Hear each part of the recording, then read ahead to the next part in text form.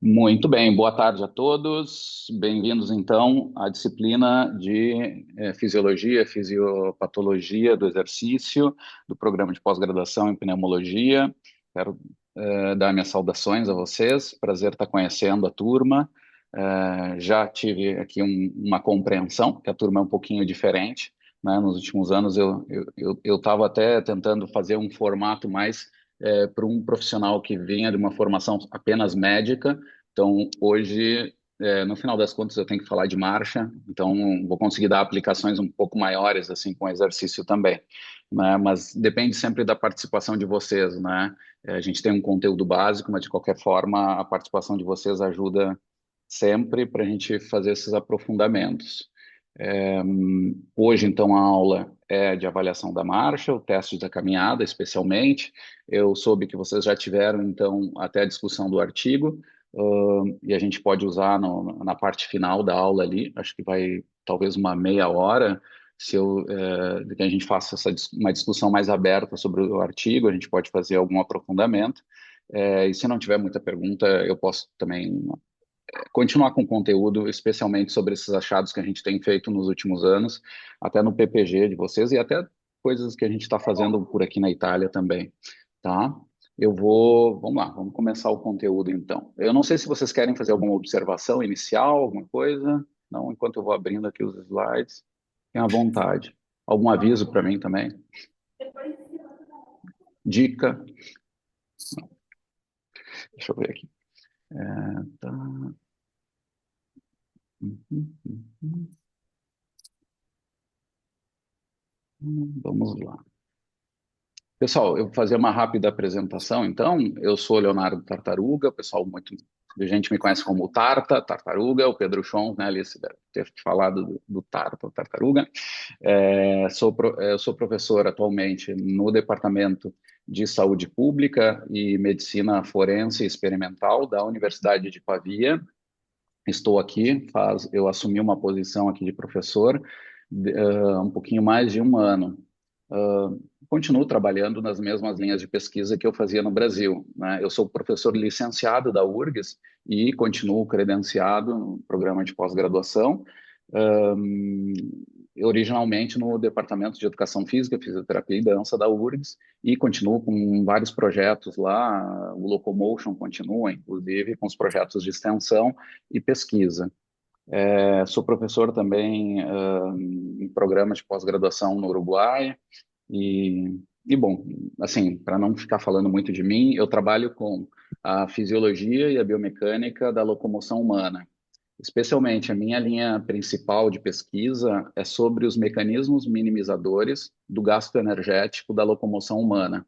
Eu desenvolvo estudos onde tento compreender dois mecanismos biomecânicos integrativos que têm relação com, inclusive com traços, com o processo evolutivo do ser humano, e aplico esses conceitos e esses mecanismos no desempenho, do ponto de vista da saúde, mais na marcha, e aí eu tenho aplicações mais especialmente focadas assim em Parkinson, idosos, caminhada nórdica, né, nessa área mais da saúde, do mecanismo pendular, e doenças centrais, especialmente respiratórias, né? Eu tenho feito alguns estudos, orientando alguns mestrados e doutorado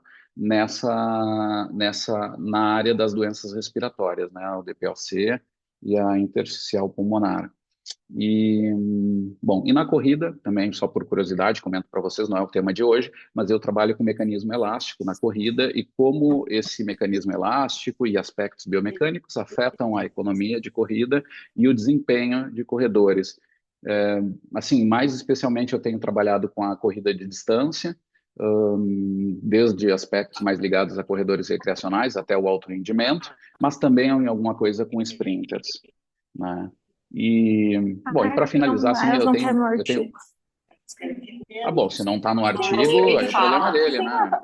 eu Peraí, tentei gente, até várias eu que acho eram. aqui. Os participantes para fechar o microfone. Ah, mas tá tudo fechado o microfone? De onde vem essa voz? Tá vindo do espírito? É da Silvia. Ah,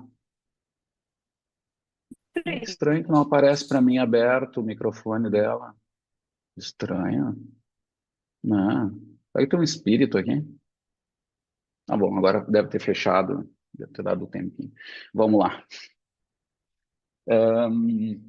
Estava comentando para vocês então dessa minha última linha assim que é interessante dizer que eu trabalho com biomecânica de saltos, especialmente na área do voleibol. Tenho aberto essa linha onde o Pedro Schons, por exemplo, trabalhou também, né? O nosso colaborador ali com a Alice.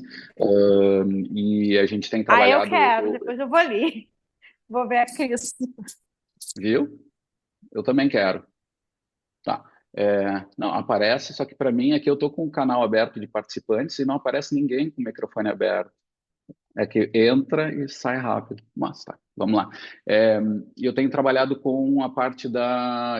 Eu sou um dos coordenadores da parte científica da Seleção Brasileira de Voleibol. E a gente tem ajudado na parte de pesquisa, no desenvolvimento assim, de atletas desde o under 19, 21, mais ou menos, e até a equipe principal. Muito bem, deu. Chega de falar de mim. Já conheci um pouco vocês, né? Gostaria até de conhecer mais, mas eu vou tentar fazendo com as perguntas, assim, vou pedir também que vocês participem e Olá, tal. E a tudo gente tem... bom? Agora deu. Tô esperando a Cris, ela tá me procurando, tô procurando ela, tá ali me avisou, mas eu não É sei se bom a você Cris tá sair aqui. alguma coisa da aula ali no Eu meio. bati na porta. Eu tenho que ficar assistindo essa aula aqui. Eu não vou falar palavrão porque está sendo gravado. E não muta. Ah, mutou. Eu tentei duas vezes, mas vamos lá. Então tá, gente, vamos lá, vamos falar do conteúdo, avaliação da marcha. Comentei para vocês assim que é um aspecto importante e eu vou trazer alguma definição de conceitos muito gerais que tem uma influência muito forte na biologia, ok? Não é a mais usada nos estudos clínicos de marcha, mas acho que é interessante ter esse entendimento numa área mais geral, né? Com uma forte influência da locomoção terrestre no reino animal, essa nomenclatura. Então, ela vai beber na fonte da biologia, vamos dizer assim. Então, locomoção é o termo mais amplo para a gente tratar desse modo de movimento que a gente faz, que é o mais comum no ser humano, é o deslocamento no espaço. Né? A forma mais comum de realizar ela e a forma mais saudável, digamos assim, é através da marcha. A marcha, então, é um tipo de locomoção. A marcha, às vezes, a gente compreende apenas como caminhada. Gait análise, a gente remete muitas vezes à análise de marcha, que parece ser apenas de caminhada. Essa é uma visão, na verdade, que não está errada, mas ela é limitada. A gente tem que lembrar que os tipos de marcha são todos os tipos de deslocamento no espaço com movimentos rotatórios, repetitivos dos apêndices ou dos segmentos corporais.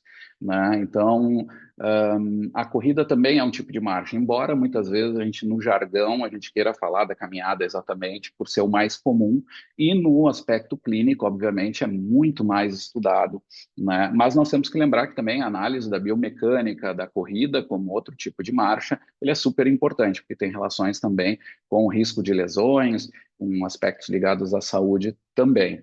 Tá? Embora as minhas aplicações, por exemplo, são muito mais ligadas ao desempenho, mas tem também fatores muito importantes desse tipo de análise para as questões de saúde. Tá? No caso da caminhada, então, é, o que, que nós temos aqui? Outro aspecto importante. Nós temos dois grandes paradigmas locomotores no ser humano, que são a caminhada e a corrida, onde, na maioria das vezes, são as marchas que nós utilizamos para nos deslocar, né? Lentamente ou rapidamente. Nós vamos, em modo natural, autoselecionado, definir qual é o tipo de marcha, que é regido. A gente vai ver que várias decisões de como nós caminhamos, como nós nos deslocamos, são por critérios ligados à economia. Né? E por exemplo, a decisão da marcha. Então, quando eu estou andando atrás do ônibus, eu vejo que eu vou perder o ônibus, eu acelero o passo, estou caminhando, daqui a pouco eu vejo que não vai dar tempo, eu engato uma corrida naturalmente, eu resolvo o meu problema, e essa decisão ela é marcada por uma percepção relacionada à economia. Eu poderia continuar caminhando de um modo muito louco, né, e gastaria muita energia, e eu engato então essa. Um aspecto que eu acho legal assim de trabalhar com vocês, que nós temos um terceiro paradigma locomotor que foi abandonado no processo evolutivo do ser humano, que é o skipping. Tá? O skipping tem uma tradição no atletismo, então às vezes gera confusão. Eu mesmo agora eu estou treinando beach vôlei, meu treinador aqui na Itália faz a gente fazer skipping, é engraçado, eles fazem skipping com corridas muito direcionadas ao movimento de tornozelo, por exemplo. E existem no atletismo vários tipos de skipping, skipping com a perna alta e tal, que não são naturais. O skipping natural existe na natureza, vários animais o fazem, na maioria deles quadrúpedes. Os cavalos, animais maiores fazem a marcha de mais alta velocidade usando o skipping, que tem tem o nome de galope, é o análogo dos quadrúpedes, é o galope. Tá? E nós temos também esse tipo de marcha, que é uma caminhada saltitante também. Tá? Ela é muito usada nas mudanças de direção. Quando nós temos que resolver um problema de mudança de direção em mais alta velocidade, muitas vezes o skipping é escolhido. O skipping também é a marcha escolhida por nós, seres humanos, na hipogravidade. O grupo de pesquisa onde eu trabalhei no doutorado, quando eu estava no doutorado, né, faz um pouquinho de ano, né, um pouquinho mais de 15 anos, eu fui um dos últimos alunos do professor Cavanha. O professor Cavanha, quando era jovem, nos anos 60, ele ficou muito famoso, entre outras coisas, porque ele com seu orientador, o professor Margaria, estimaram que o skipping seria o tipo de marcha que o ser humano utilizaria na Lua. Isso aconteceu 3 anos do homem, do Armstrong pisar na Lua, então o projeto lá do Apollo. E e se confirmou, quando os astronautas chegaram na Lua, as formas de locomoção mais comuns foram saltitos ou skipping, né? E se confirmou isso, e até hoje tem se estudado muito agora com toda essa onda das viagens espaciais, tem voltado a atenção para a locomoção na hipogravidade, que eu acho que é um assunto um pouco, digamos assim, não muito aplicado, mas tem grandes aplicações esses estudos quando a gente pensa na reabilitação com sustentação de peso. Né? Nessas situações, as pessoas estão em condições que muitas vezes existem até muita terapia sobre isso, estratégias, na parte da caminhada, da fisioterapia muito utilizado, né? Já há vários anos, muito investimento em equipamentos, dispositivos que fazem a sustentação para a reabilitação. Na corrida também há, só que é menor a frequência, mas existem os treinamentos em supra velocidade, né, ou velocidade supramáxima, que a gente chama, para aumentos de frequência, ou treinamento assistido. Então, se retira um pouco do peso, da sustentação de peso, e o atleta faz velocidades maiores do que ele conseguiria fazer sem esse auxílio, e isso ajuda muito eles em algumas fases das provas de velocidade. Né? Mas, embora se tenha todas essas alternativas e intervenções, é estranho que, assim, do ponto de vista biomecânico, é pobremente estudado, sim. E às vezes é até por um desligamento entre, se fosse se estudar as bases da locomoção, se veria que muita coisa tem sido feita, né, que são muito próximas. A única diferença é o modo, né? Muitas vezes são feitos em laboratórios de hipogravidade, não são os mesmos que sustentação de peso. E alguma diferença tem, mas as bases mecânicas e energéticas são muito parecidas. Então, acho que tem pontos de ligação aí também. Mas, colocando para vocês, o skipping é um tipo de marcha intermediário para nós, e foi abandonado no processo evolutivo porque é mais dispendioso na gravidade da Terra. Tá? Outro assunto, outra mensagem que eu quero trazer introdutória para vocês é que a locomoção animal ela se dá em 3 grandes ambientes, né, terrestre, aéreo e aquático, e nos chama a atenção uma questão. Quando eu tenho a locomoção aquática, nós nadamos, nós gastamos em torno de 10 vezes mais energia do que para andar de bicicleta.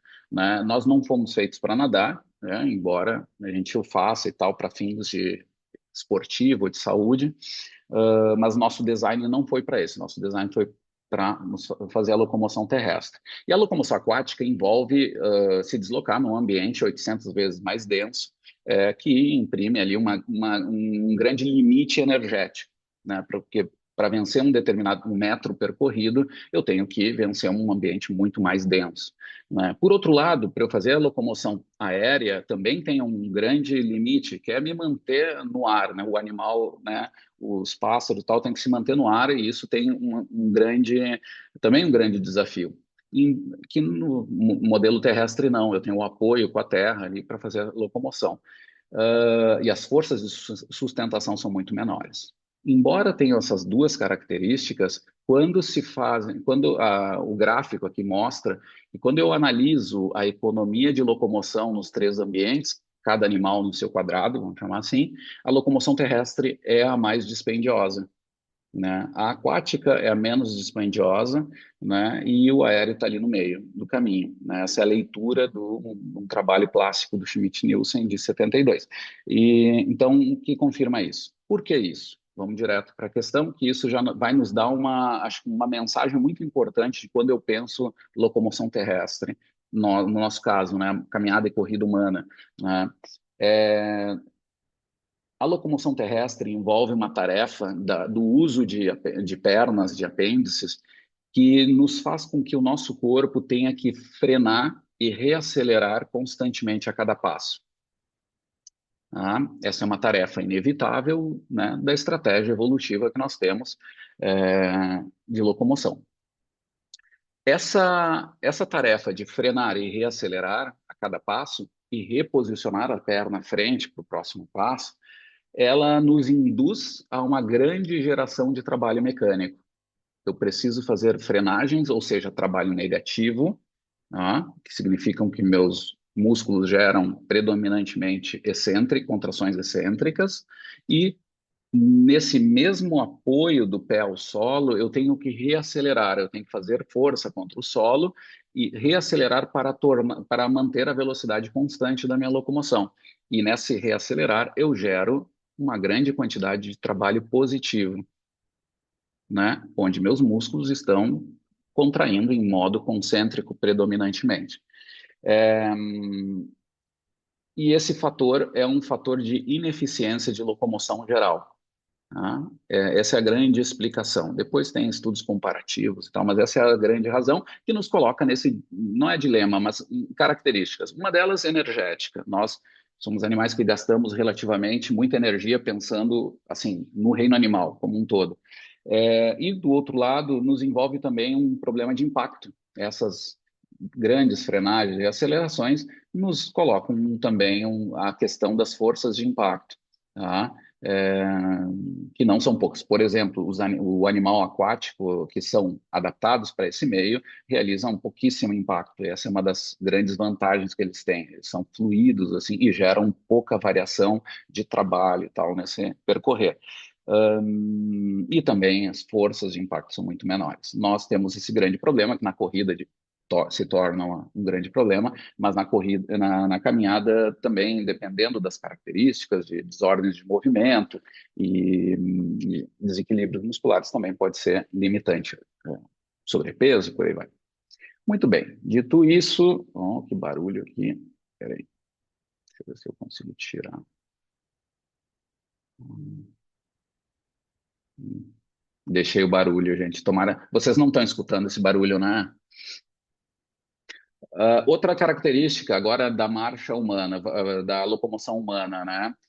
Nós sabemos que a caminhada é uma série de passos, né? Sempre essa oscilação de passos em sequência, em modo simétrico ou relativamente simétrico, onde a sequência temporal de ações são de apoios simples e apoios duplos, né? Na corrida, eu tenho uma diferenciação do tipo de marcha, porque esse sequenciamento se dá do apoio simples para a fase de voo, ou seja, o duplo apoio é substituído pelo tempo de voo, né? Então eu tenho esse sequenciamento.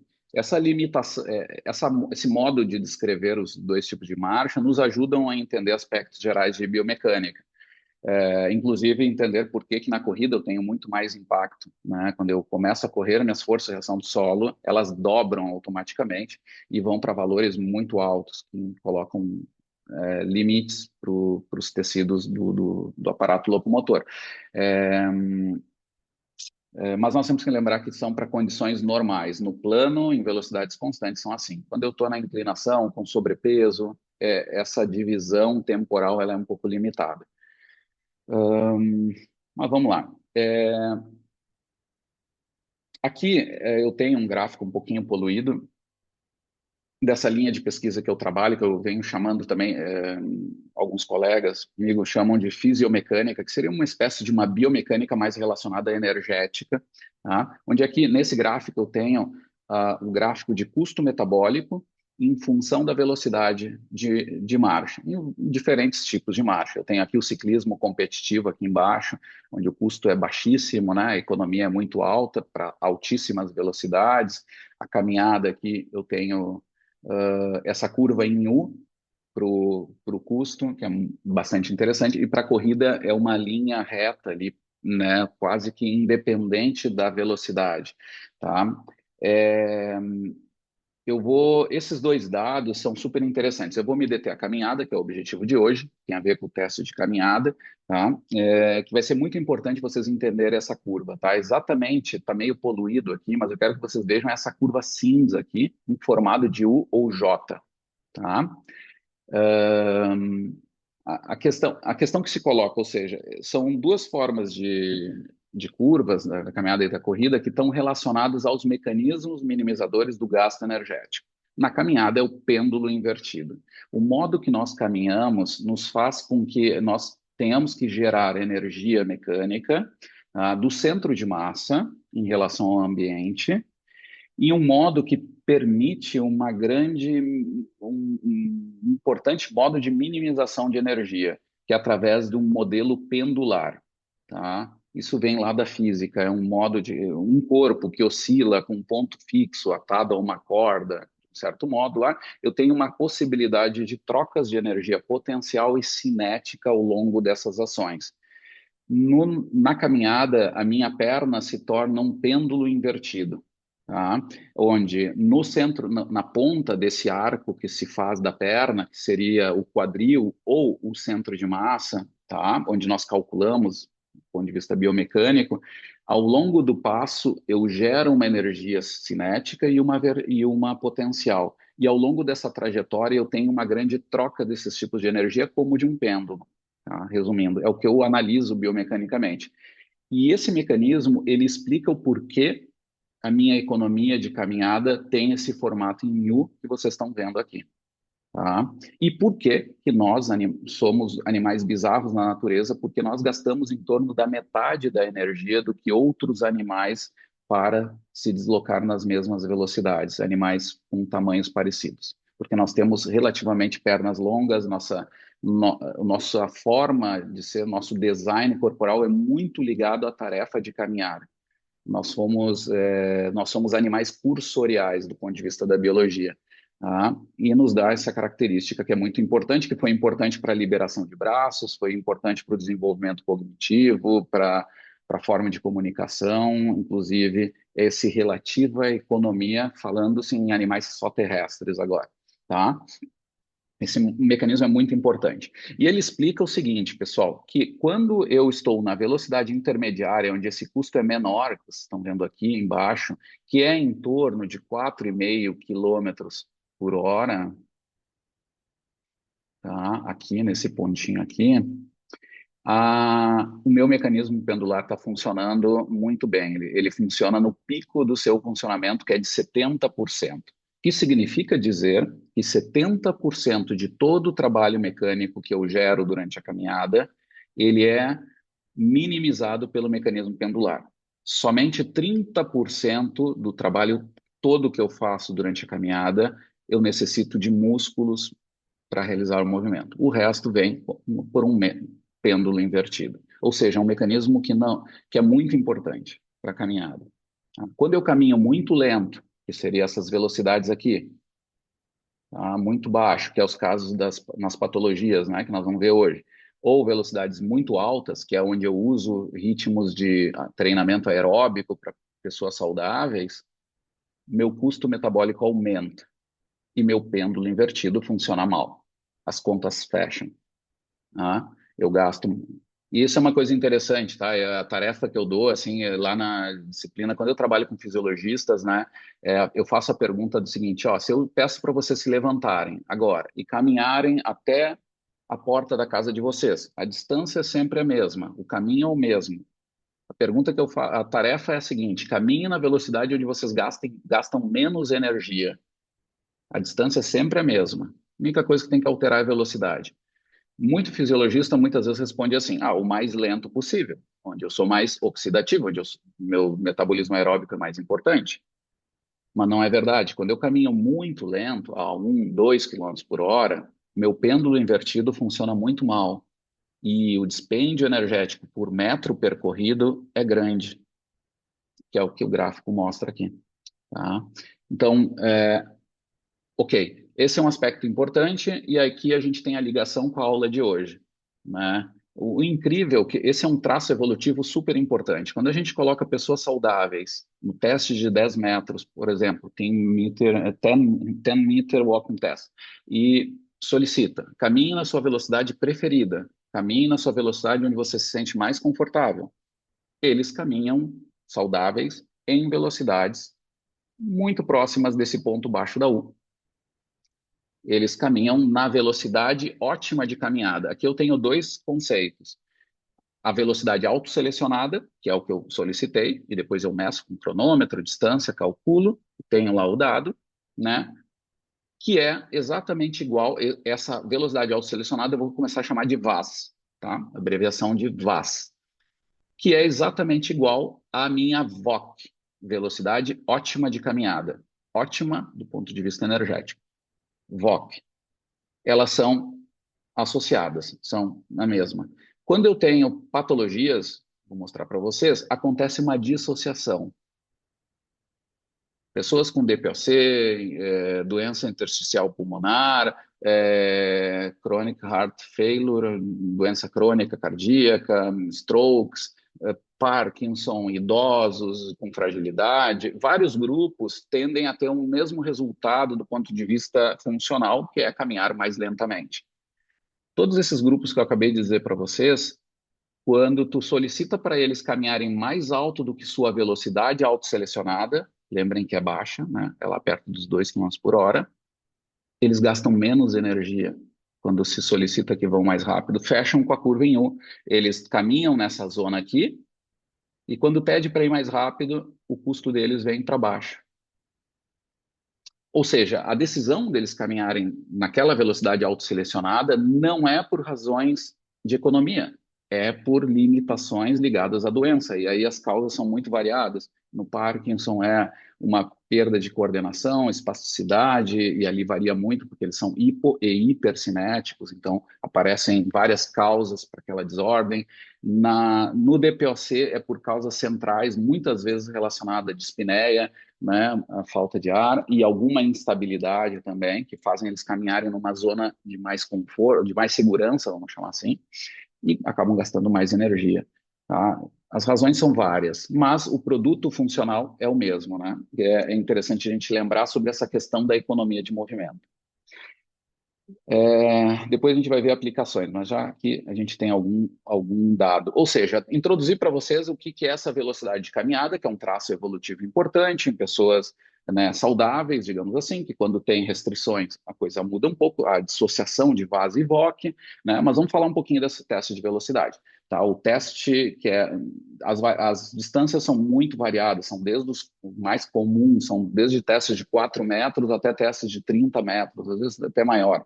Tá? Isso varia muito, tem que ter um cuidado sobre o uso dessa velocidade, mas ele é um indicador de desempenho do ponto de vista de saúde, especialmente ele nos fala sobre mobilidade funcional, muitas vezes ele é um outcome primário de mobilidade funcional e é super importante para outras questões mais complexas de saúde, como a autonomia.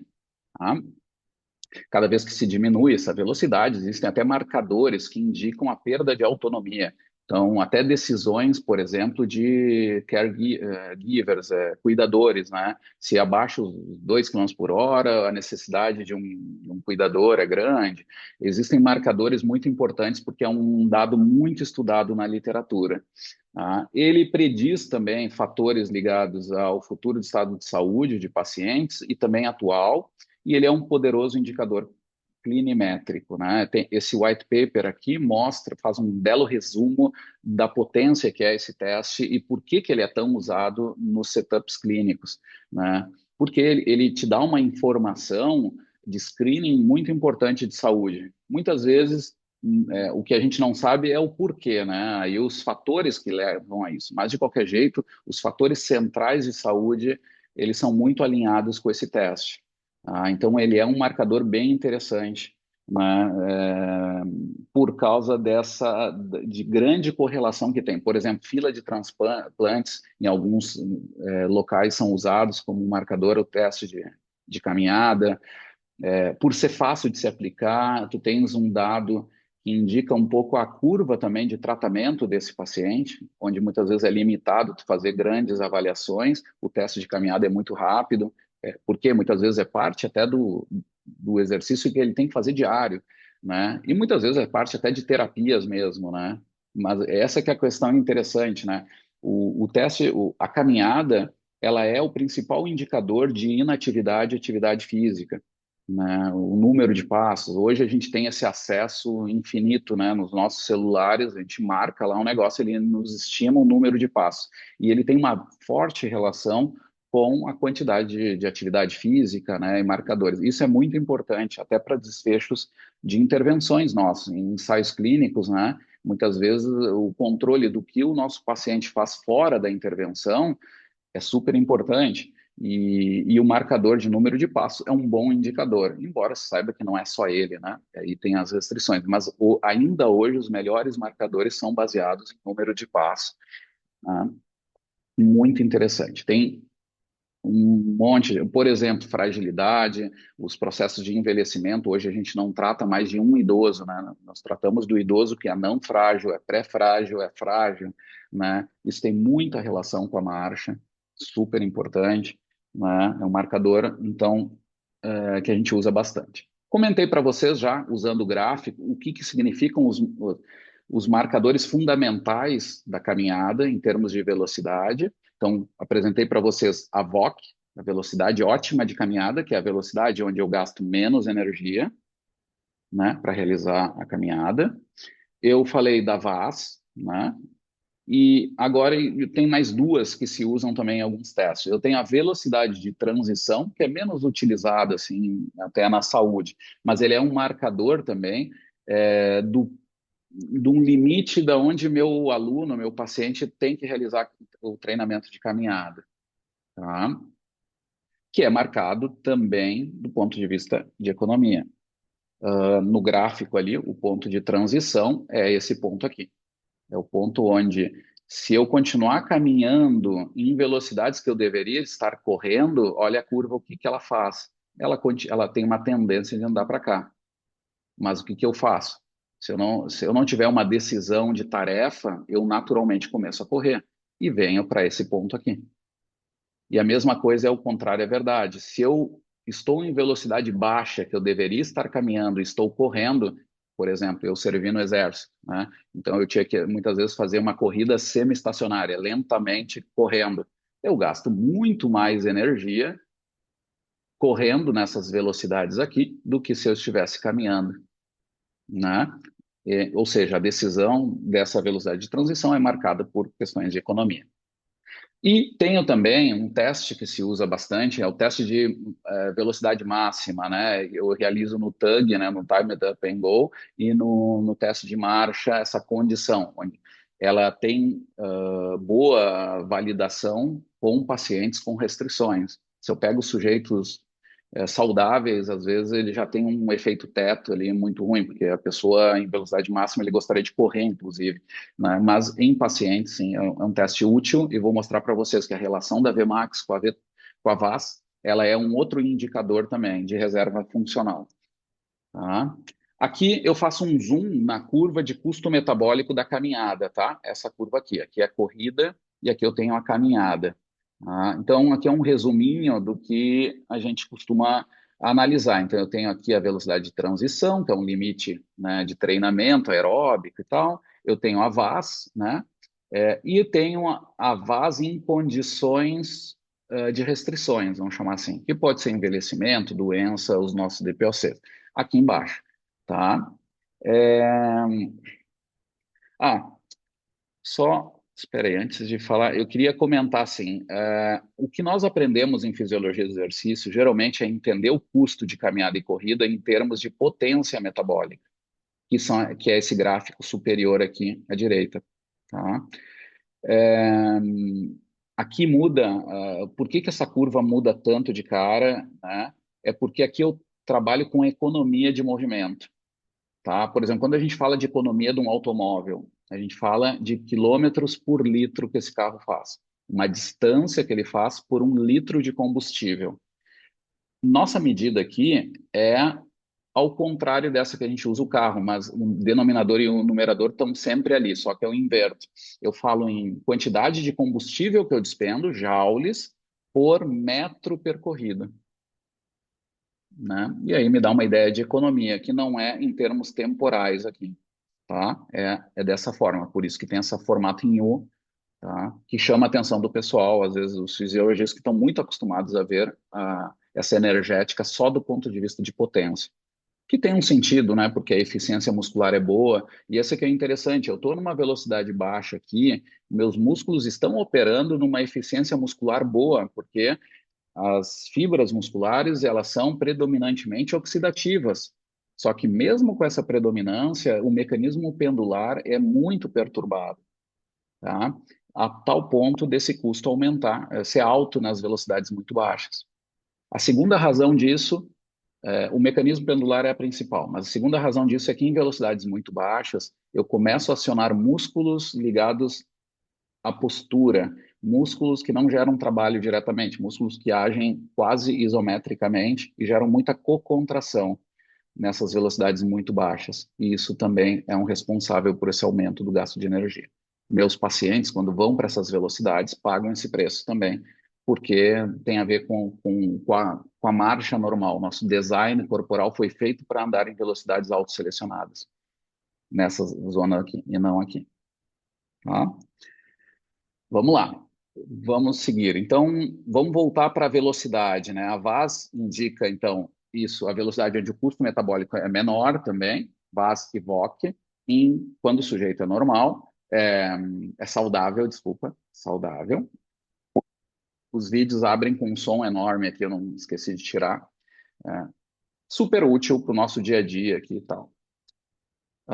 Peraí. Aí, o que que eu queria dizer para você? Espera que eu passei. A amplitude de velocidades é entre 4,3 e 5,8. Esses números são populacionais, mas são dependentes de altura, tá? Pessoas baixas, vou dar um caso que pessoas de 1,50 m, 1,60 m, mais ou menos, a velocidade, a VAS deles, às vezes é abaixo de 4, entre 3,5 e 4 km por hora. Então, esses dados populacionais, eles estão nos artigos principais, mas têm que ser olhados com alguma criticidade, tá? Ela é dependente, porque o pêndulo altera em função do tamanho do pêndulo, tá? E isso tem a ver com a altura, com as nossas proporções corporais. E é por isso que um adulto caminha em velocidade maior do que uma criança, por exemplo, nas suas autoselecionadas, tá? E esse marcador é muito forte, gente. Ah, eu tenho a VMAX também, que eu indiquei para vocês. Ele é o índice VAS dividido por Vmax, ele é um índice de reserva funcional, tá? Que tem uma forte correlação em algumas situações com o risco de quedas, ou situações de tropeço, situações inesperadas, tá? Ou seja, isso, eu vou só sair um pouquinho dessa apresentação, porque esse barulho me deixa. Voltando. Essa razão, ela indica o seguinte, que as pessoas que têm uma boa VAS e uma Vmax alta, significa que eles têm uma zona de velocidades de marcha ampla. e tem uma boa correlação com essas situações inesperadas. Tá? Pessoas, pacientes que têm muita restrição de marcha, muitas vezes a Vmax fica muito próxima da sua VAS. A sua VAS já está reduzida e muitas vezes a Vmax está muito reduzida também. E essa aproximação indica que eles não têm grande potencial de alteração de velocidade, que é uma leitura óbvia dessa relação, mas também tem a ver com essa outra capacidade de alterar ritmos e realizar ações inesperadas. E aí vem as situações de queda, né? É muitas vezes ligada a um tropeço, a uma situação de desequilíbrio, etc., que a pessoa não tem a velocidade. Isso está muito relacionado, por exemplo, hoje com a powerpenia, né, com com a geração de potência reduzida em idosos, por exemplo. Tá? Daí vem a importância de treinos que envolvam também ações rápidas, potência muscular, por aí vai. Vamos lá, pontos de corte no DPOC, né, a doença mais comum respiratória nossa. Então, no TC6, teste de caminhada de 6 minutos, tá? Abaixo de 350, né? Pobre, abaixo de 200 é o muito pobre, tem marcadores gerais bem definidos, né? O TC6, inclusive, ele é validado originalmente em pacientes ligados a problemas respiratórios. O TC10, né? Que a gente comentou aqui, 0,8 metros por segundo ou 2,9, né? Ou 12,5, que é o dado mesmo de cronômetro, um poder preditivo de capacidade baixa de exercício, né? Existem marcadores bastante sobre isso. Hoje em dia são muito específicos até, tem tanto dado que já tem marcadores importantes, mas a gente tem que lembrar que esse é um importante, o 2,9, né? Ou seja, quando a pessoa baixa dos 3 km por hora, atenção, porque a capacidade para o exercício está bem reduzida, né? Um preditor potente de mortalidade, né, ligado a reduções de velocidade ali do teste em 0,14 ou meio quilômetro por hora, ou ainda 50 metros no TC6. O TC6 é marcado por distância, né, do teste, e aí vem um limite, é uma espécie, isso aqui é uma espécie de uma diferença mínima detectável ou clinicamente relevante, né? Tem aqueles marcadores que a gente usa para ver essa questão. Esse aqui é um deles, muito usuais usando os testes de marcha. Tá? Quando eu tenho pacientes que fazem essa redução, atenção, né? Num curto espaço de tempo. Um dado interessante aqui de velocidade, essa curva aqui me faz lembrar muito a curva de força ao longo da vida, né? Vejam como é parecido o teste de marcha com essa curva, né? Então cresce no desenvolvimento, na idade adulta estabiliza e depois quando tem envelhecimento vai caindo, né? Uma forma um pouquinho diferente entre homens e mulheres, mas de qualquer jeito interessante. Assim, a questão é que como o mesmo discurso que eu falo sobre a questão da força, né? Nessa zona de adaptação da velocidade de marcha, muitas vezes uma redução mais baixa significa a pessoa não conseguir mais subir escadas, ela não conseguir mais vencer um degrau, e isso altera muito a mobilidade, tem um impacto sobre a saúde, que é um efeito cumulativo muito grande sobre estilo de vida, etc. Então, também atenção nessa zona aqui, né? Qualquer alteração ou diminuição dessa curva de queda é muito interessante, tá? Vou mostrar para vocês agora, deixa eu ver um pouquinho como é que está meu tempo. Dúvidas, gente?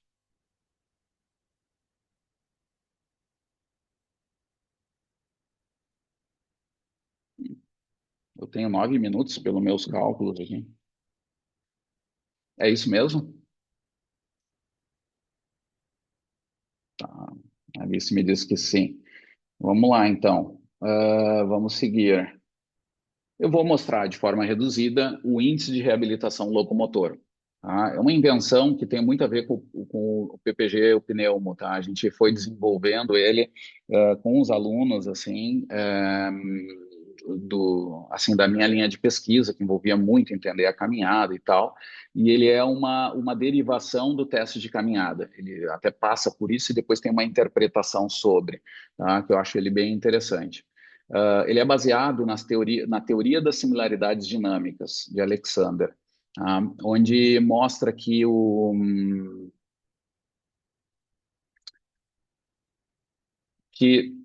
Quando o meu paciente ele reduz sua VAS, ou seja, o teste de caminhada, a mobilidade funcional dele é piorada, nós sabemos que funcionalmente essa pessoa vai fazer as atividades do dia a dia locomotoras mais lentamente.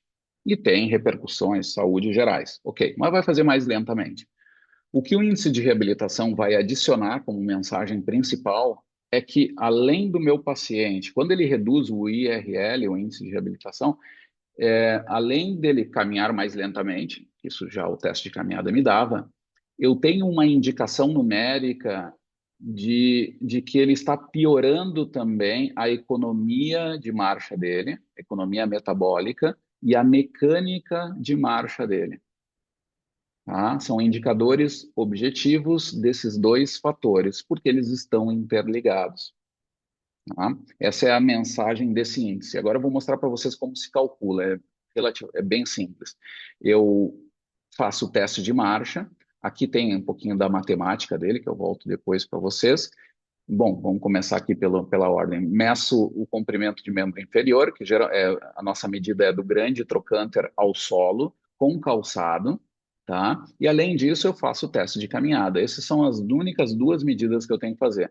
Depois o que eu tenho que trabalhar é com um pouquinho de teoria, que são as equações que eu mostrei para vocês atrás. Eu adiciono aqui o comprimento de membro inferior nessa equação e estimo a minha velocidade ótima de caminhada. Eu vou fazer só um parênteses aqui de aprofundamento. Essa equação ela vem de estudos na natureza, desde modelos de dinossauros, até inicialmente foi com dinossauros, mas animais tamanhos, dimensão de elefante até ratos, né?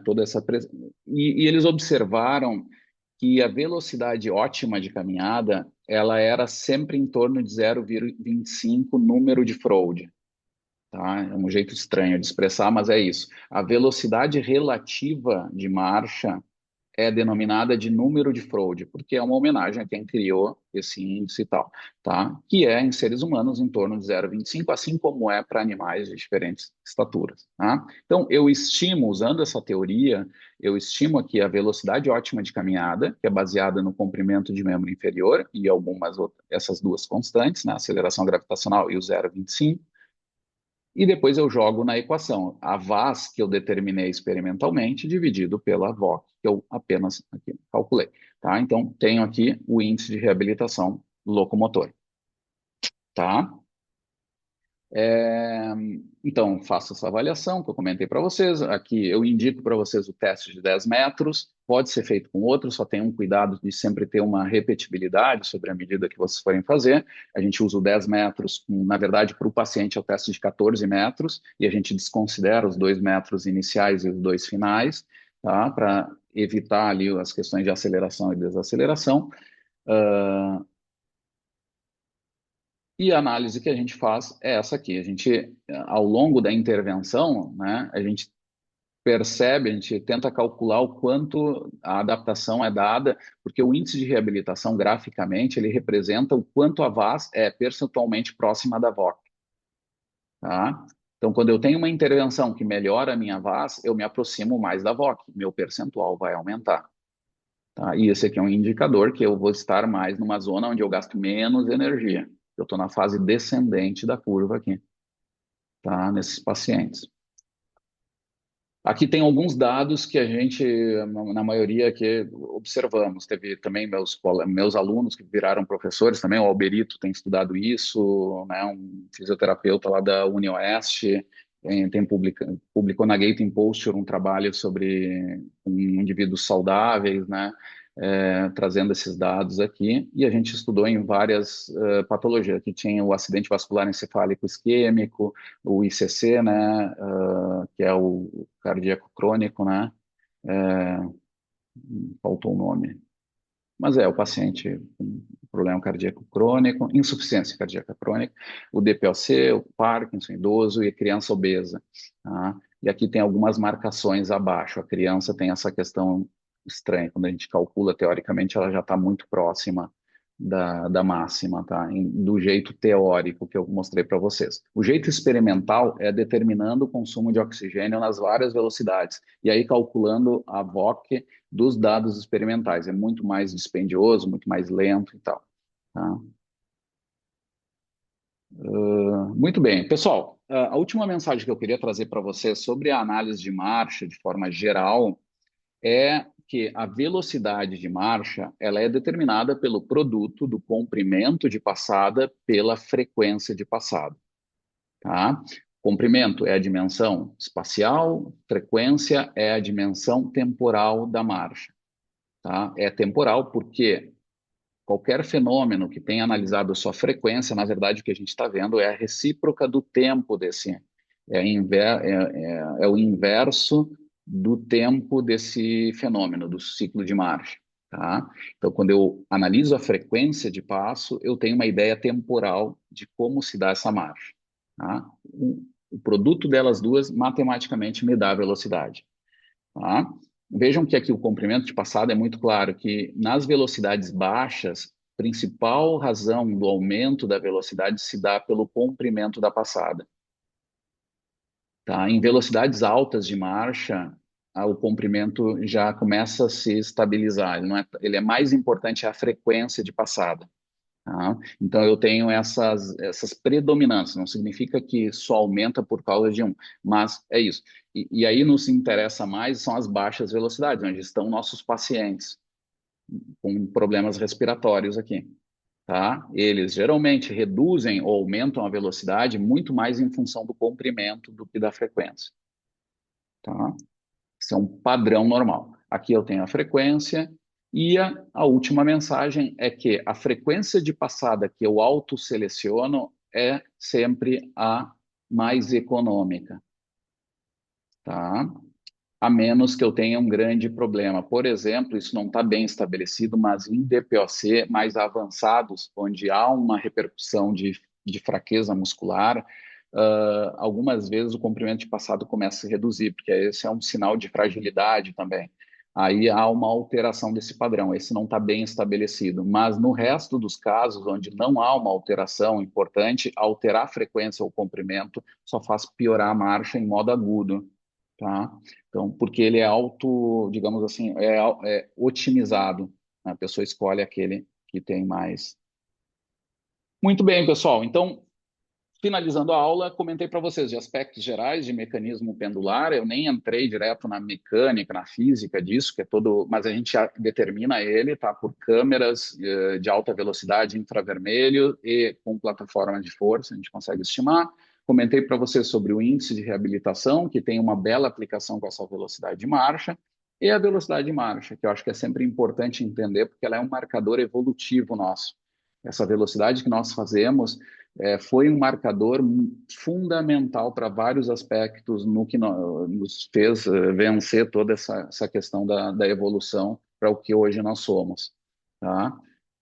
E que não é pouca coisa. Nós somos animais que temos um design e um modo de locomoção bizarro ou raro na natureza, que é como tudo na evolução, tem pontos fortes, pontos fracos. Ponto forte é que nós nos deslocamos com uma relativa economia. Pontos fracos são problemas de dor nas costas, o design da nossa coluna, que é um processo ainda em formação que a gente tem do ponto de vista evolutivo, que não é por acaso que nós temos grande problema de dor inespecífica ou lombar, e instabilidade, né?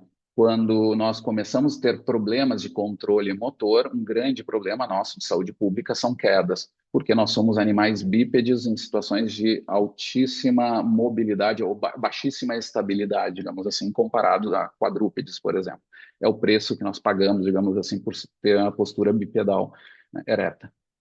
Tá bom? Obrigado, gente. Vamos lá, vamos para a segunda parte aqui. Tira um pouquinho aqui, porque senão deve estar mais aguentando a minha voz. Então, ufa, agora vocês vêm com perguntas. A Kelly está aí, que apresentou. Oi. Era a Kelly. Ah, Kelly, sim. Oi, Kelly, foi tu que apresentaste, né, na última Eu aula? debati na última aula e apresentei na aula retrasada. Ah, eu achei Sou que eu era que sempre apresento, um professor. ativo. Ah, foi passado tudo diferente, então. Ah, Não, então no teu e-mail A tava Alice certinho. apresenta. em Rio Grande de Na grupo verdade, a gente debate. não tem debatedor hoje, mas Ah, aí tá. fica aberto aos Tá, mas tem tua colegas. apresentação, então. Sim, teria minha apresentação. Tá, vamos lá, vamos lá. Então tá, eu não entendi nada, Será mas que tudo dá? bem. Vamos lá, então. Agora, vamos lá, claro. Como é que eu Sim, faço, professor, para compartilhar aqui? peraí que eu não liberei. Agora sim, liberei, tinha esquecido. Tá, entendi. A Kelly, então, coitada, apresentou outro artigo, debateu outra coisa. Então, claro, era outro tema, era isso, né? Isso hoje seria ela, no caso, a professora Maria achou que ela debateria, mas no caso ela não vai debater, porque ela já foi debatedora em outra aula. Entendi. O artigo de hoje, que está relacionado ao conteúdo, é tu que apresenta, então, entendi. Isso, Eles- isso aí. O tempo Então é vou teu. iniciar, Vamos gente. lá. Tá bem. Só não Vocês está me no modo de avisem se apresentação ainda. não tá? Agora foi? Uh-uh.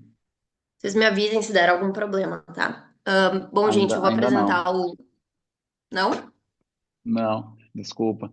Eu acho que tem que tirar Às vezes tem que tirar do modo de apresentação. Tu botou toda a tela. Ah, agora sim. Agora Foi. foi? Tá.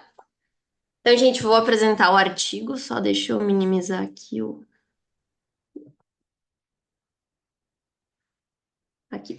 O artigo que tem como título os fatores influentes na velocidade autoselecionada de caminhada em pacientes que têm doença pulmonar intersticial fibrosante. Ele é um artigo publicado no Scientific Reports. O professor Tartaruga é um dos autores, o Pedro Schons também, o professor Danilo também, e foi publicado em 2021.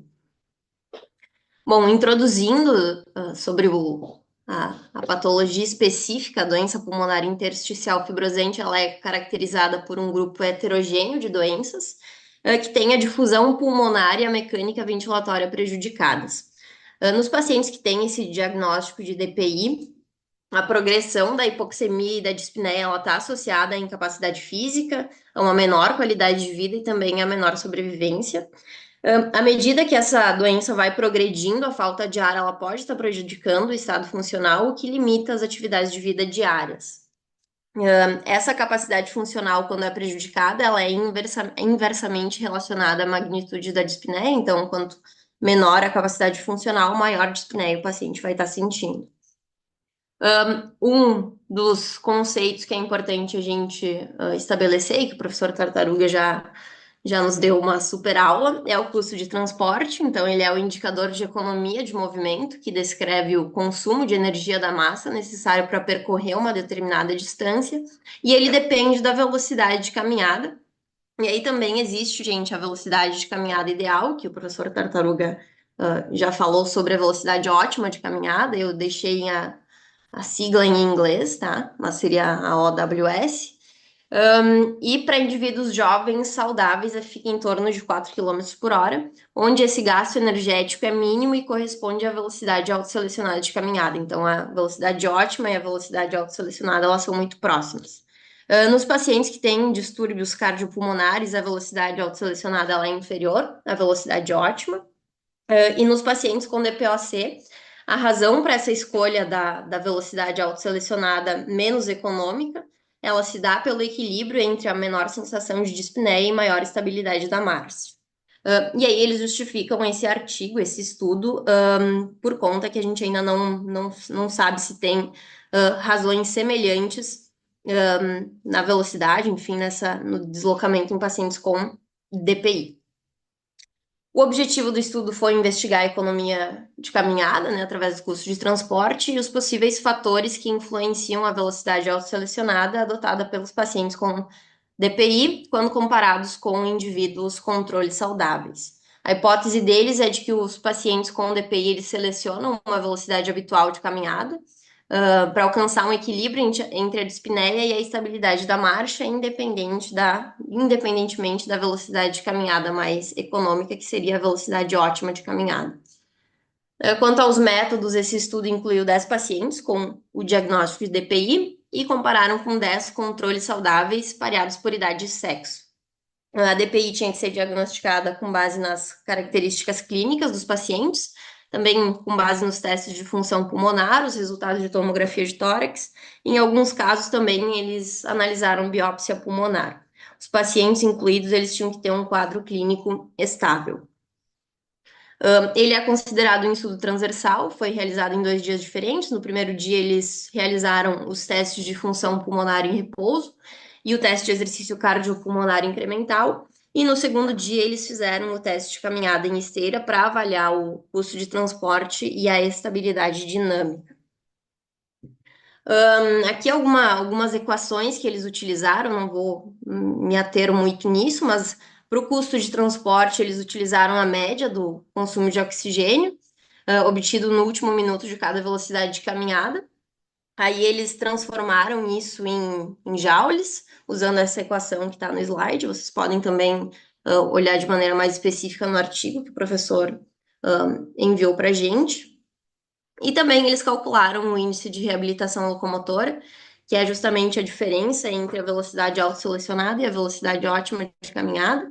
E aí, para isso, antes a gente calcula a velocidade ótima, né, a VOC, que tem essa equação que o professor já passou na explicação dele.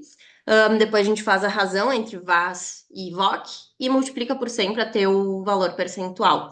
Quanto mais próximo de 100, melhor o resultado, ou seja, mais próxima a velocidade autoselecionada tá da velocidade ótima de caminhada, e quanto menor, mais distante esses valores se encontram.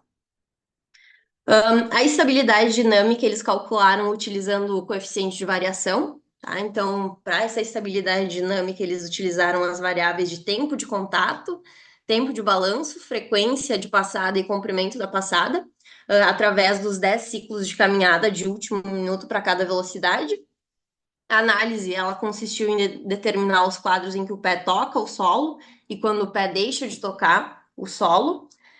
E aí eles utilizaram o software LabVIEW para fazer essa análise. Quanto aos resultados nessa tabela de caracterização, a gente observa que não existe diferença entre idade, sexo e IMC, justamente porque eles parearam os indivíduos. E o que é diferente são os dados de função pulmonar, o que já é esperado, né? Os pacientes com DPI, eles têm VF1 menor, CVF menor, e o que caracteriza eles, o que diagnostica eles também é a capacidade de difusão menor, fica em volta dos 40%. Nessa tabela 2, a gente tem os resultados do teste de exercício cardiopulmonar. A gente observa um menor consumo de oxigênio nos pacientes com DPI, uma frequência respiratória aumentada, né, mais taquipneicos, nos pacientes com DPI, e também uma dessaturação bastante importante, né, a gente observa 82% de saturação de oxigênio no final do teste de exercício. Eu lembro que na minha residência eu atendia paciente fibrocístico, eu via paciente com 89%, já ficava apavorada. Então, realmente, uma dessaturação bastante importante nos pacientes com DPI. Quanto aos resultados, também a velocidade autoselecionada dos pacientes com DPI ficou em 2,6 km por hora, enquanto no grupo controle saudáveis, 4,2 km por hora. Quanto à velocidade ótima de caminhada para os pacientes com DPI, foi 3,96 km por hora, e nos pacientes, nos indivíduos saudáveis, no caso, 5,06 km por hora. Quanto ao custo de transporte, 2,91 joules para os pacientes DPI e 2,72 para os indivíduos saudáveis. E o índice de reabilitação locomotora, lembrando que é a diferença da base da VOC, ficou de 53% para os pacientes com DPI, né, eu considero baixa, um índice de reabilitação baixo, e 84% para os controles, né, então mais próximo da velocidade ótima de caminhada deles. Nessa figura 1, gente, nós temos o custo de transporte em função das velocidades absolutas. Eles não encontraram diferença estatística significativa entre os grupos ou velocidades no custo de transporte. E também, analisando em uma isovelocidade, que foi 3,2 km por hora, eles não encontraram também essa diferença estatística significativa. Nessa figura 2, a gente tem o custo de transporte, a dispneia e a saturação de oxigênio em função das velocidades relativas. Então, eles definiram a velocidade autoselecionada, e aí 20% a mais, 40% a mais, ou 20% a menos e 40% a menos. Não foi observada interação grupo versus velocidade para o custo de transporte, né? O P não foi significativo, por mais que bateu na trave. E a dispneia a gente observa que foi significativamente maior nos pacientes com DPI do que nos controles, principalmente nas velocidades maiores. Aqui também a gente observa a saturação de oxigênio, que foi significativamente menor nos pacientes com DPI, né? Uma média de 89% versus 96% nos controles saudáveis. E aqui a análise do coeficiente de variação para a estabilidade dinâmica, onde eles analisaram o tempo de contato, o tempo de balanço e o comprimento da passada, e também a frequência da passada. E nessas 3 primeiras variáveis, eles encontraram diferença estatística significativa entre os 2 grupos, onde a gente tem um coeficiente de variação maior no grupo de DPI, o que indica uma menor estabilidade da marcha. O que eles discutem é que a dispneia foi maior nos pacientes com DPI, principalmente nas velocidades mais altas, o que sugere que uma maior falta de ar pode desencorajar a adoção de velocidades mais altas e que são mais eficientes em termos energéticos. O custo de transporte ele não foi significativamente diferente entre os 2 grupos e entre as velocidades. O aumento do custo respiratório que é observado nas doenças respiratórias, ele parece não ser suficiente para impactar nesse custo metabólico geral da caminhada. E a velocidade autoselecionada reduzida, ela é adotada para alcançar uma combinação da menor dispneia, apesar de uma maior instabilidade geral da marcha que foi detectada no grupo dos pacientes com DPI. E também o estudo ele pode ser, gente, útil para justamente aconselhar a melhoria da atividade física, né, aumentar o nível de atividade física desses pacientes, onde a gente pode estar aconselhando eles a realizarem as atividades de vida diária e que envolvam caminhada um pouco mais rápidas do que a velocidade autoselecionada que eles adotam, né? Fazendo algumas pausas frequentes antes de atingir um cansaço mais intenso. Apesar do maior desconforto respiratório, caminhar mais rápido e mais economicamente, aumenta a conservação de energia e atividade física diária, e apesar do custo de transporte semelhante, os pacientes com DPI e indivíduos saudáveis, eles apresentaram estratégias de caminhada diferentes. Então, o que eles concluem de forma geral é que a instabilidade da marcha e a percepção de dispneia foram significativamente maiores em pacientes com DPI.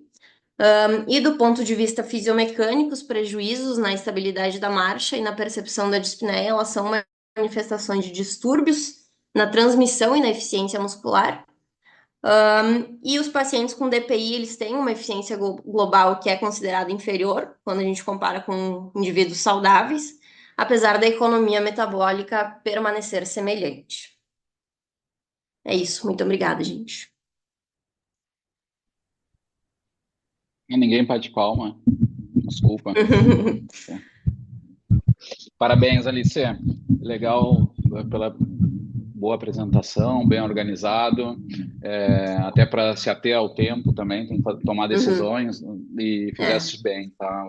As mensagens principais foram dadas, assim, muito legal. Até também o design e tal, do visual também estava bom, tá?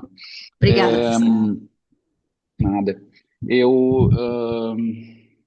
Não, primeiro eu quero abrir a pergunta. Se tem a gente que quer fazer alguma pergunta.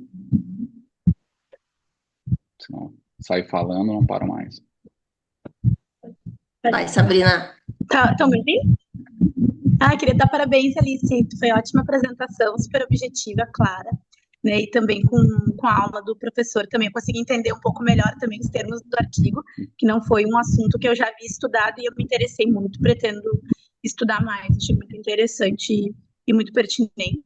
E o que me ocorreu assim de dúvida é se seria interessante no estudo eles terem investigado alguns outros fatores como o desconforto mecânico ou medo de queda entre os participantes, se isso poderia influenciar na escolha da velocidade. Não sei se foi abordado ali, se eu deixei passar também a informação.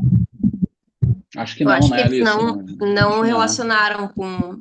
Mas eu acho que tem estudos, né, tartaruga, que fazem essa relação entre a estabilidade da marcha e risco de quedas e tal. Então, quem tem uma É, marcha mais instável, provavelmente cai mais, né? tem mais, exatamente. E até eu vi que essa questão de. Me fugiu agora que eu ia falar.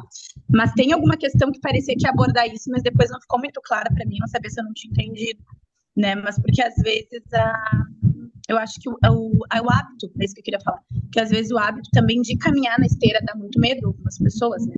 Então eu vi que até foi feito um treinamento antes também para caminhar na esteira antes de teste em si. Eu vi Mas que eles, acredito eles que fizeram o para medo velocidade da queda também possa autoselecionada. influenciar, né, na Isso, velocidade. eles utilizaram tanto o teste de 15 metros, se eu não me engano, quanto o teste na esteira para calcular a velocidade autoselecionada. Tá. É Então, uma questão bem obrigada. interessante, né? Sabrina, bem legal com o teu comentário, também a resposta. Tem coisas que me faz lembrar assim, da discussão que eu tenho há anos sobre esses aspectos. Quando a gente analisa o risco de quedas, o questionário, aquele tradicional de risco de quedas, a melhor interpretação dele é sobre, não é nem exatamente risco de quedas, mas ele é de preocupação de quedas, né? Como o paciente tem essa preocupação em relação às quedas, né? E a correlação Uhum. existe. Nós não fizemos mesmo, mas como a Alice comentou, né? Tem estudos que mostram isso. Vocês estão me ouvindo? Ah, acho que só tirou do modo de apresentação, tá? E aí, então tem essa relação, eu acho que é super interessante mesmo. A gente não analisou, poderia ser uma questão a mais ainda sobre. O legal que a gente marcou é que a instabilidade afeta até a própria decisão de velocidades, né? Então pode estar muito relacionado. Se a gente souber que existe a preocupação, está mais adicionado ainda, né? Olha, naqueles pacientes que têm essa instabilidade maior ali, é possível que a mobilidade funcional esteja perturbada. E o raciocínio clínico é legal desses estudos porque nos dão chances, porque esse estudo é observacional, né? Então a gente tem que ter cuidado, mas ele nos lança propostas. Eu posso trabalhar com situações para tentar melhorar as questões de estabilidade, porque não é a primeira coisa que vem à mente quando a gente pensa DPLC. A gente pensa muito sobre o central, aeróbico e tal, mas daqui a pouco a gente pode pensar também com mudanças de direção, um pouquinho de propriocepção, né, neles. Acho que esses fatores são legais, que podem estar atuando diretamente sobre a funcionalidade, né? Daqui a pouco eles estão assumindo velocidades maiores com essas intervenções, né? São Essa campos até estabilidade, legais de a gente desenvolver. essa estabilidade de marcha, ela poderia estar relacionada com o SARC-F, o questionário de sarcopenia e risco de queda, que tem uma questão nesse questionário. Eu usei, inclusive, no meu trabalho com os pacientes da obesidade.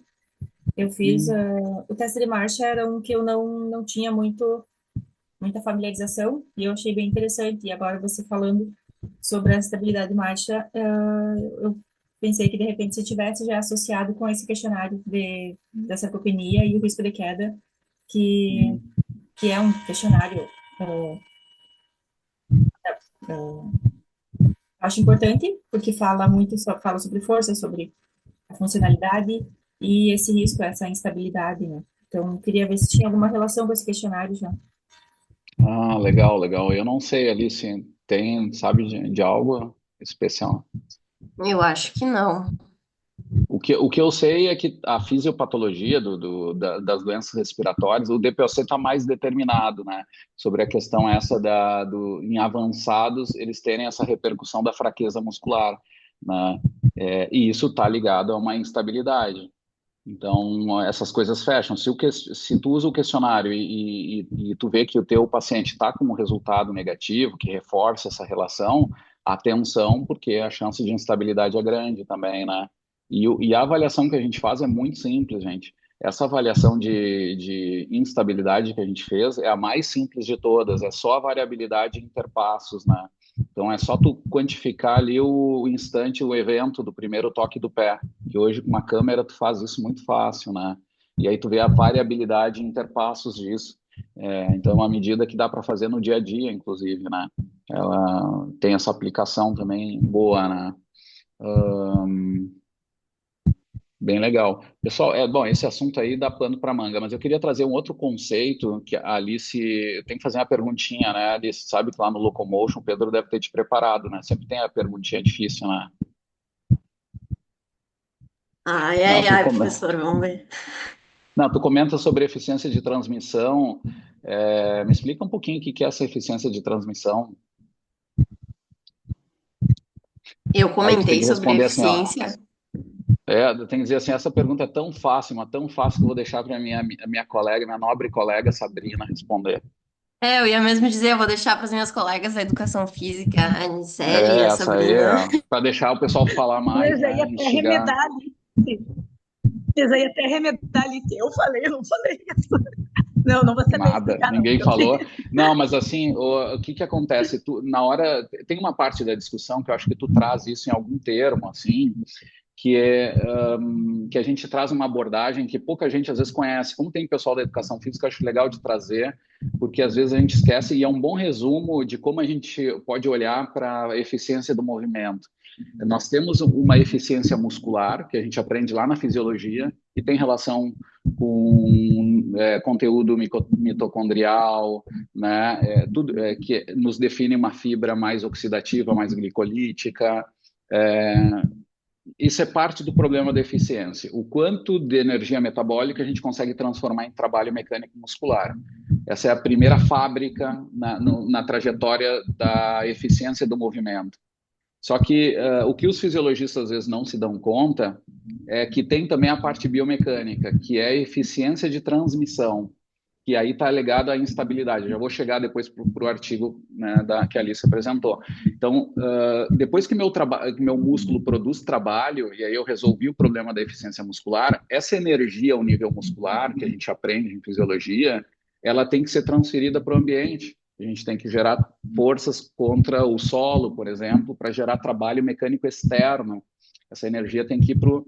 E aí entra o problema da transmissão, né? É o chamado a segunda eficiência, eficiência de transmissão, que é parecido com o do automóvel. Quando o automóvel produz trabalho nos pistões, tudo bem, tu gera trabalho, mas tu tem que depois botar para fora. E aí tu tem toda a transmissão. E nós temos também com segmentos, com os torques e tal, que vão transmitir esse trabalho. Isso é uma eficiência de transmissão. E aí que entra um problema. Nos pacientes com doenças respiratórias, como o de hoje, é, tu tens também a instabilidade. A instabilidade gera um problema de transmissão. E é isso que eu queria trazer. É uma divisão que a gente pouco estuda, mas é uma divisão boa, assim, porque ela tem uma parte que é mais fisiológica, tem outra que é mais biomecânica, vamos chamar assim, mais externa, né? E as duas são importantes para entender a efetividade do movimento. Ela nos ajuda a entender um pouquinho e até ficar com cuidado, porque às vezes a eficiência muscular é boa, mas não necessariamente a eficiência total do movimento é boa. Quer ver um caso? É do Parkinson. Quando tem espasticidade, muitas vezes aquelas fibras musculares são muito oxidativas, porque elas permanecem ativas, né? E elas têm uma adaptação oxidativa muito grande local. Mas isso não indica efetividade, né? Porque a pessoa está sempre contraindo e não consegue, gera muita cocontração. Tu não tem um movimento ideal, né? E aí tu perde, tu totalmente descompensa a parte da eficiência de transmissão, e a eficiência geral fica baixa, igual, mesmo tendo uma eficiência muscular boa, local, né? Esse é um exemplo de como pensar esses conceitos, né? A gente, lá no Locomotion, a gente estuda isso bastante, essa divisão dessas coisas e tal. E aqui é um exemplo, né? A doença respiratória, ela é muito ligada à eficiência muscular, mais ligada como o sistema cardiovascular vai afetar a parte interna. Mas tem situações em que aí entra a coisa do risco de quedas, quando tu tem sarcopenia, né? E aí tu tens também um adicional de ineficiência, né? Como a Anicele comentou ali, que é também a questão essa de sarcopenia, redução de força também ligada a isso, que vai gerar instabilidade articular e, de novo, tu não vai transmitir bem essas forças, né? Então, é interessante também pensar nesse sentido, né?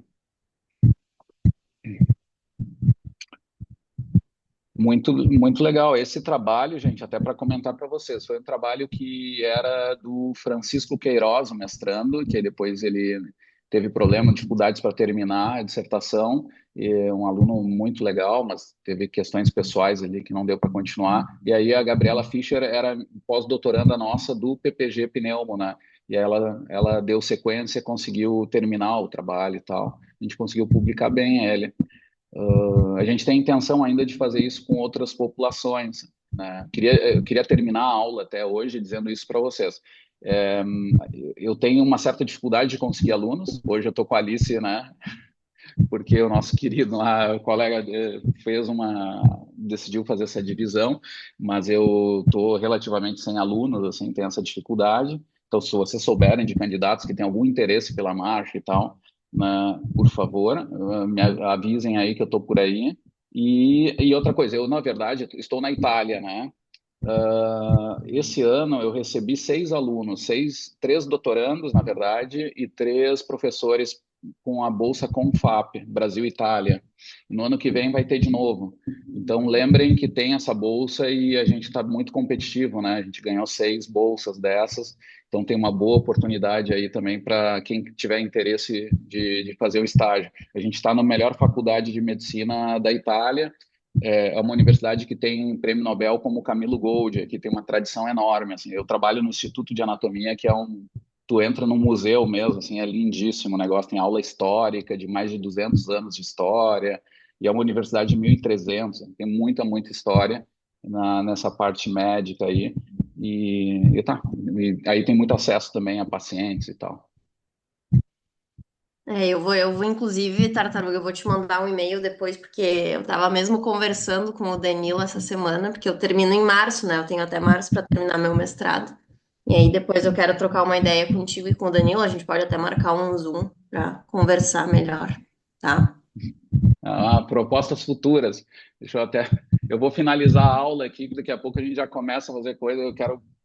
Já faço propostas aqui. Deixa eu parar.